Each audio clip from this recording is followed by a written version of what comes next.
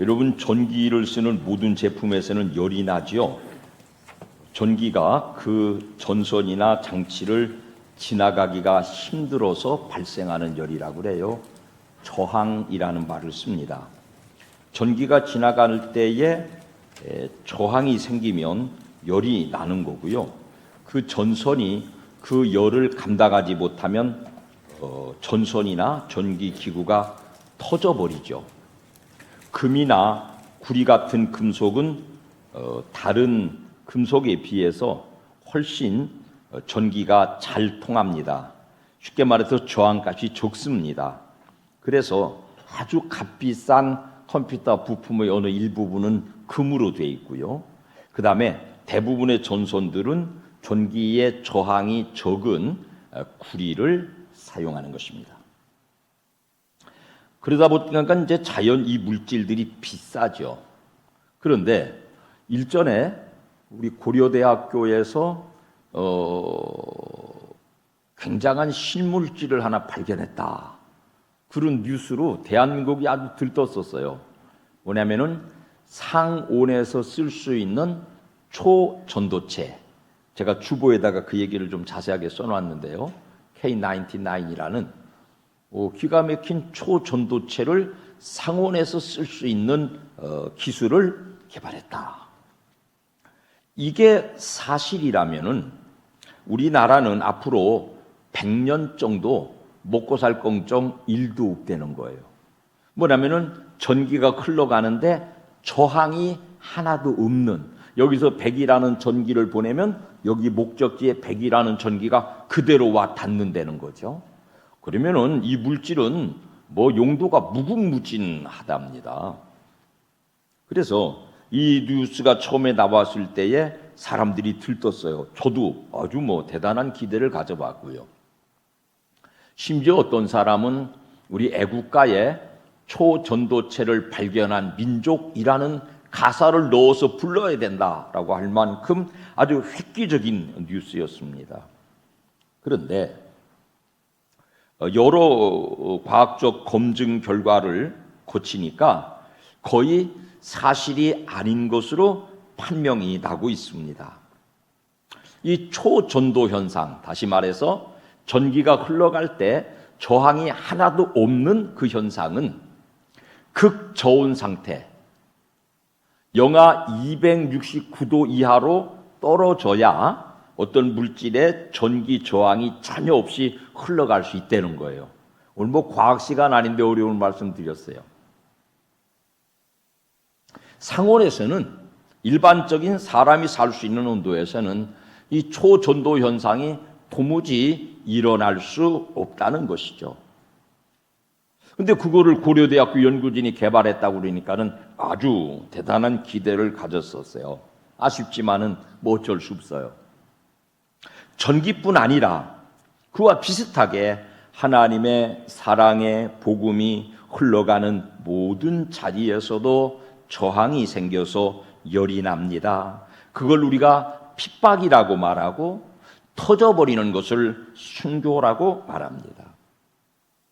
인류 역사 최고의 전도자 바울이 전하는 복음을 들은 사람들도요, 살펴볼까요? 사도행전 14장 4절 말씀에 그 시내의 무리가 나뉘어 유대인을 따르는 자도 있고 두 사도를 따르는 자도 있는지라. 복음을 전했는데 유대인들이 강력한 저항을 걸었군요. 17장으로 넘어갈까요? 시작. 그 중의 어떤 사람 곧 경건한 헬라인의 큰 무리와 적지 않은 귀보인도 권함을 받고 바울과 실라를 따르나 그러나 유대인들은 시기하여 저자의 어떤 불량한 사람들을 데리고 떼를 지어 성을 소동하게 하여.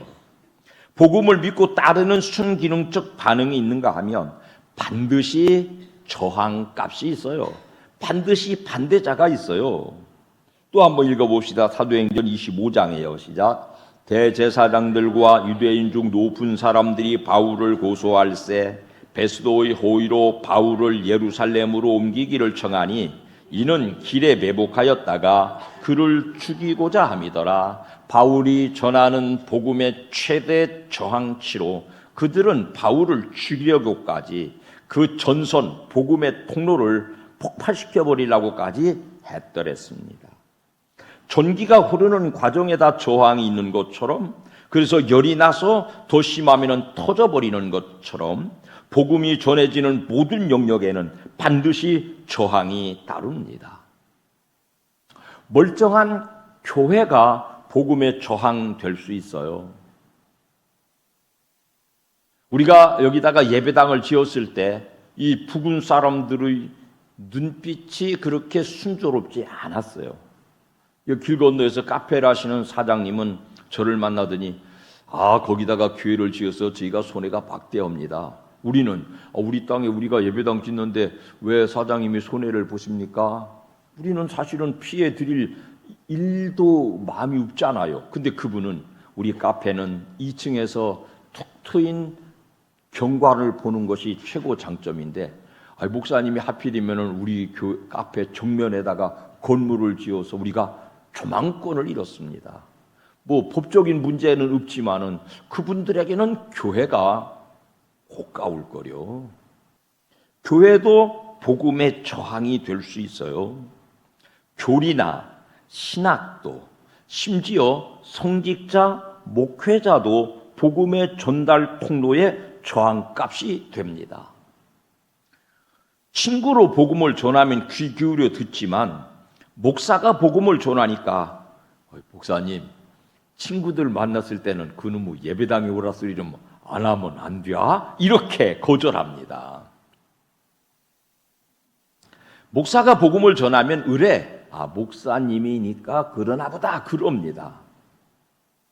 그러니까 목사라고 하는 이 성직제도 자체가 복음 전파의 저항값을 갖고 있습니다. 목사 그러면 이미 마음의 문을 닫고 저 사람은 나를 예수꾼 만들려고 그러는 사람, 그렇게 저항을 한다 그런 말이에요. 이런 환경 속에서 우리는 이 가을에 복음 전도자로 나서려고 합니다. 어떤 자세여야 할까요?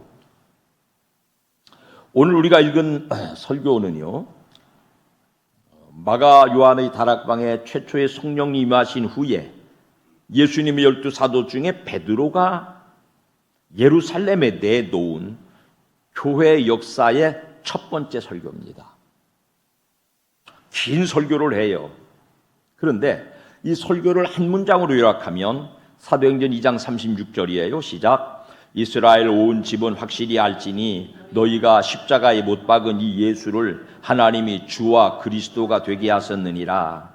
로마의 정권과 유대의 종교가, 정치와 종교가 결탁해서 십자가 처형한 예수님이 부활하셔서 주가 되시고 그리스도가 되셨다. 이것이 복음인데 그 이면에는 너희가 그 그리스도를 잡아 죽인 죄인이다라고 하는 굉장히 공격적인 메시지예요. 누구를 향해서? 유대인을 향해서. 누구를 향해서? 로마의 관리들을 향해서. 그 설교를 듣고 있는 회중 대부분은 얼마 전에 예수님 십자가 처형 찬성 농성자들입니다. 죽여주시오! 죽여주시오! 누구 대신? 바라바 대신. 그런데 베드로의 그 공격적인 설교를 들었는데요, 아무도 저항하지 않습니다. 복음이 전파되는 현장에 저항이 없는 일은 매우 드문 일이에요. 이 시대에도 있잖아요. 심지어 교회 강단에서도요, 예수 그리스도의 십자가의 대속의 복음을 그대로 전하면 목사님은 왜 또 그런 소리 하신데 저항이 일어납니다.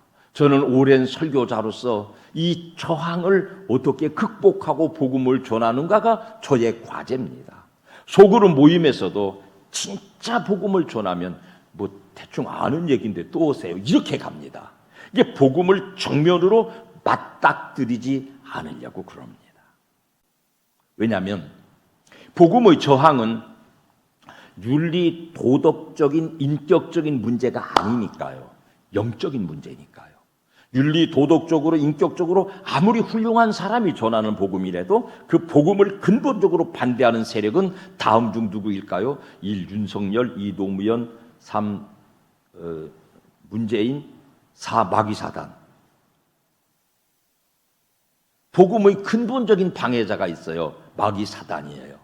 아무리 고미한 인격을 가지고, 아무리 훌륭한 인격을 가지고, 아무리 탁월한 도덕성을 가지고 복음을 전해도 그 복음에는 반드시 저항이 따릅니다.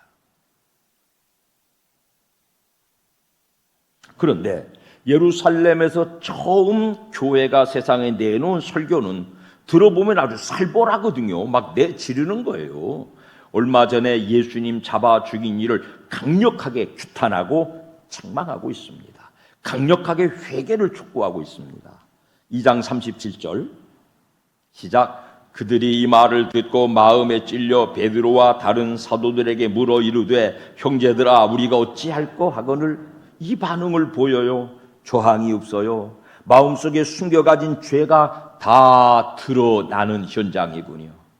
바울 그 위대한 사도가 복음을 전했을 때는 절반 믿고 절반 반대하거든요. 베드로의 첫 설교는 아무도 반대가 없습니다. 그를 향한 베드로의 대답도 읽어요. 38절 시작. 베드로가 이르되 너희가 회개하여 각각 예수 그리스도의 이름으로 세례를 받고 죄사함을 받으라. 담대하게 회개를 촉구합니다. 지금 성도들에게 회개하라고 그러면 내가 못 잘못했길래 뭐 이런 반응도 절반은 나타나는 법이거든요. 그 다음에 더 중요한 얘기는 40절 시작. 또 여러 말로 확증하며 권하여 이르되 너희가 이 패역한 세대에서 구원을 받으라. 이 세대, 유대인과 로마 정치가 결탁된 예루살렘 한복판을 향하여서 이 세대, 너희가 사는 모양, 너희가 살고 있는 가치관, 너희가 지난번에 저질러낸 예수 그리스도를 잡아 죽인 그 일이 패역한 일이다 말이에요. 마음껏 책망하는데 누구도 그 강력한 말씀에 저항하지 못하고요. 어떤 결론? 41절 시작. 그 말을 받은 사람들은 세례를 받음에 이날의 신도의 수가 3,000이나 더하더라. 몽땅 세례를 받고 예루살렘 교회를 이루고 있습니다. 그러니까 베드로 설교를 교회의 첫 번째 설교라고 설명드렸는데요. 그 설교가 교회를 이루고 있습니다. 그 교회는 어떤 형상이었는지 설핏 살펴보고 건너갑시다. 42절 시작. 그들이 사도의 가르침을 받아 첫째 서로 교제하고 떡을 떼며 오로지 기도하기를 힘쓰니라. 이 짧은 구절 안에 교회의 본질을 들었어요. 첫째로 사도의 가르침을 받았대요. 주님 제자들을 당시에 사도라고 그랬고요. 그 사도 중에 베드로의 설교로 교회가 이루어졌어요. 사도는 하나님의 말씀을 교회에 전해주는 사람이에요. 사도적인 가르침이 없으면 교회가 질서를 잃습니다. 교회 존립이 왜곡됩니다. 그래서 목사 없는 교회를 꿈꾸는 사람들이 있어요. 차라리 목사 없는 교회가 더 복음적이겠다. 그런 교회들이 소위 지방교회라고 하는 이름으로 세워지고 있습니다. 근데 결국 그 지방교회들은 결과적으로 우리의 전통적이고 건강한 신앙의 정통성을 잊어버린 그야말로 이단교회로 변질될 수밖에 없습니다. 왜냐하면 목회자의 역기능 때문에 교회의 목회자 없기를 바라는 것은 구더기 잡으려다가 장독 깨는 것처럼 교회 본질의 왜곡을 만들기 때문입니다. 두 번째 교회의 중요한 본질은 밥 나눠 먹는 거예요. 모든 교회들이요, 밥 나눠 먹는 게 어렵대요. 코로나 때 한참 밥 나눠 먹는 일이 포기됐다가 그거를 이렇게 다시 실행하기를 어려워해요. 왜냐하면 교회 와서 설거지하고 밥 짓는 게 보통 일이 아니거든요. 오늘도 보니까 땀을 뻘뻘 흘리면서 막 삼복더위에도 가마솥 옆에 불을 피워야 되는 게 얼마나 힘들어요. 성도들이 서로 마음을 모두어서 밥을 지어서 식탁의 아름다운 교제를 나누도록 교회의 본질 안에 규정하고 있습니다. 그 일에 헌신된 분들은 그러므로 내가 교회 와서 노동한다 그렇게 생각하지 말고 나도 교회 와서 목사님처럼 교회의 본질적인 일에 쓰임받는다, 사역을 감당하고 있다, 그런 자부심으로 많은 분들이 부엌 사역에 동참하시기를 주님의 이름으로 부탁드립니다. 밥 나눠 먹는 것이 교회의 본질입니다. 서로 유무상통하는 것이 교회의 본질입니다. 날마다 모여서 기도하기를 힘썼다는 말씀은 하도 말씀드렸으니까 교회는 기도 공동체라는 말씀으로 지나갑시다. 그리고 46절과 47절을 읽어볼까요? 시작. 날마다 마음을 같이하여 성전에 모이기를 힘쓰고 집에서 떡을 떼며 기쁨과 순전한 마음으로 음식을 먹고 하나님을 찬미하며 또 온 백성에게 칭송을 받으니 주께서 구원받는 사람을 날마다 더하게 하시니라. 교회가 부흥됐대요. 왜? 이 교회가 날마다 모였다는 거예요. 주일에만 모인 게 아니고요, 날마다 모였다는 거예요.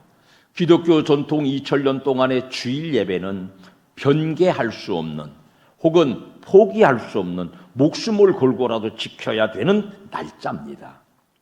그런데 현대 생활의 다양성을 따라서 땅끝까지 복음을 전하도록 위임된 교회는요, 공간적인 땅끝뿐 아니라 시간적인 땅끝, 모든 시간, 모든 요일을 다 하나님을 예배하는 날로 삼을 수 있다는 것입니다. 우리 교회도 주일에 모입니다. 월요 예배를 10월 달부터 시작합니다. 화요일에는 중보 기도를 드립니다. 마디 모임으로 모입니다. 수요일도 예배로 모이고 목요일도 마디 모임으로 모이고 금요일도 기도회로 모이고 토요일도 청소하러 모이고, 모이는 교회가 될 때 주일날만이 아니라 일주일 내내 날마다 성전에 모이기를 힘썼던 예루살렘 교회가 교회의 기준, 교회의 모범이라면은, 그렇다고 주일 예배를 절대로 약화시켜서는 안 되겠습니다만은 월요일에 따로 모여서 예배 드려야 될 사연이 있어요. 이 복잡한 세상에. 어떤 분은 환우를 모시고 사는데 주중에는 아침 잡수면은 그 시설에 출근하세요. 그럼 시설에서 하루를 케어했다가 저녁 때 모시고 와요. 주일날은 시설에서 안 모셔가세요. 근데 이분은 거동이 불편해요. 이분을 가정에서 안 모실 수가 없어요. 그러니 주일에 예배하고 싶은데 도무지 예배할 방법이 없어요. 포기 못 하잖아요. 그러면 월요일 날 그분 시설에 보내놓으시고 예배하러 오세요. 오늘 2부 예배도 식당 하시는 성도님이 와서 일찍 헌금만 내고 목사 눈치 보다가 시계 쳐다봤었더니 휙 달아났어요. 주일날은 그렇게 예약 손님이 많대요, 요식업체에. 그러니까 주일이 대목이니까 그 비울 수 없대요. 비우고 오면은 건강한 믿음이지요만은 주일 성수할 믿음에 못 미치면 그럼 어떻게 해요? 주일 성수 못한다고 손가락질해요? 그거 아니잖아요. 아이고, 그런 사정으로 주일 못 지키시는군요. 이만큼 오세요. 교회가 이만큼 마중가리다. 그래, 월요 예배를 다른 이름으로 마중가는 예배, 세상을 마중가는 예배. 세상 사람들의 형편과 처지가 그러니까 교회가 이만큼 다가가 주는 예배, 그런 차원에서 월요 예배를 열려고 그럽니다. 또 주일 예배 드렸는데도 월요일 예배 한 번 더 드리고 싶다, 그런 분들도 오셔서 날마다 성전에 모이기를 힘쓰는 복된 교회 이루어 가시기를 주님 이름으로 축원합니다. 교회에 기쁨이 있으니까 교회가 부흥합니다. 지난 화요일 날 어떤 분이 마디 모임에 오시는데 복도가 떠나가도록 막 깔깔깔 하이톤으로 인사하고 웃어 제끼는데 그 소리가 괜히 기분이 좋아집디다. 밝은 교회, 기쁨이 있는 교회, 하이톤으로 인사를 나누는 교회, 활기차게 모여서 웃고 떠드는 교회가 사람을 모이게 하는 교회인 줄로 믿어요. 우리 모두가 모여서 그런 교회를 이루어 가시기를 주님의 이름으로 축원합니다. 예루살렘 교회를 언뜻 설명드렸어요. 구리 얘기 다시 드릴까요? 구리는 전기가 금속 중에는 제일 잘 흐르는 금속에 속해요. BC라는 말을 써요. 가격 대비 이익, 그런 뜻인데, 금으로 하면 더 좋은데 금은 제일 비싸니까. 그래서 주로 전선을 구리로 만들죠. 전기를 잃어버리지 않고 최소한 적게 소모하고 목적지까지 보내는 물질이에요. 비싸죠.